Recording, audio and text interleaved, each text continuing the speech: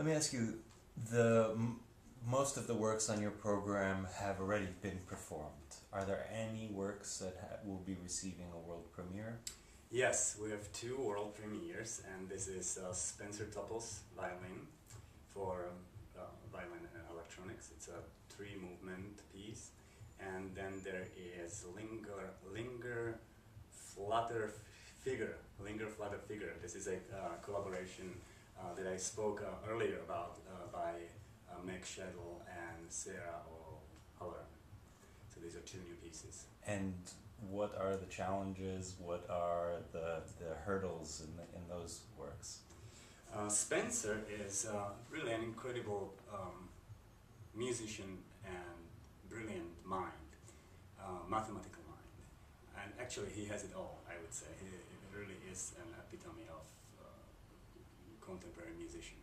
So what he takes in a violin, that's the title of the piece, is a challenge of combining his interest in research in music information retrieval. This is the work that he has been involved in at Dartmouth with Michael Casey, and then somehow creating a relationship between this extremely high-end contemporary and commercially oriented research with his classically trained background as a violinist, composer, and conductor. So it's a pretty intense discussion and proposition that happens in the piece. And he uses two types of techniques. One is the sound source separation, which is used in music retrieval applications, let's say iTunes, or any online applications when you want to, for example, find a song that you like and you want to find Pandora radio. You want to find songs that are similar. So the program, the algorithm, looks for elements of the song, rhythmic elements or pitch elements that other songs share. So that's one of the techniques that he uses. And then there is a source spotter, and that is a technique that enables extracting particular elements, for example, timbre from a recording. So there will be a sample of a violin with a particular, let's say, sul ponticello, or a sound, or a particular pitch. And when he plays on a real violin, that tone, the algorithm in the computer listens to the tone and searches in the sample for that particular sound, either sul ponticello or particular pitch, and matches it and brings it forward. So he's creating this type of a dialogue, retrieving data from the pre-recorded sounds and combining them in real time, retrieving them in real time from samples and combining them with a performance on the physical violin.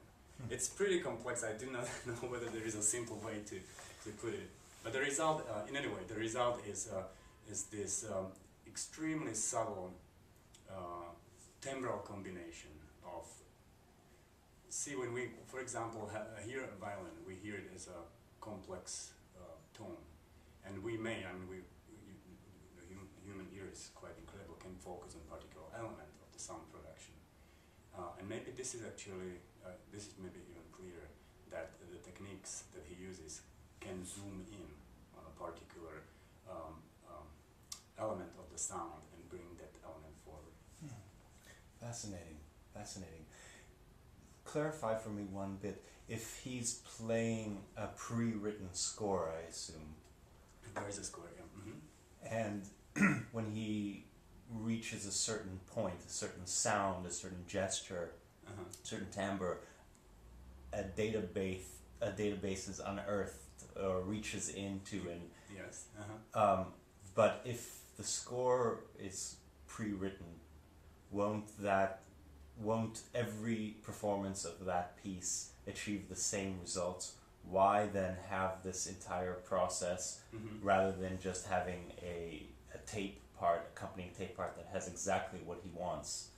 I think there is, this is a very new piece, and so I heard the first movement of it. The excitement of all of these pieces is that they happen right there in real time in front of the audience. There is something about that. It is very true that in very many cases in electroacoustic music, the technology can be successful by being fixed. But there is something really exciting and dangerous and provocative to try to manage these wild horses of bits and computer synthesis, for example. So my suspicion is, and this is that the database actually is the database of the sounds from which he picks or circulates or searches through changes from performance to performance. I see. There is definitely an aspect of a change. I see. The danger of change. Yeah, probability.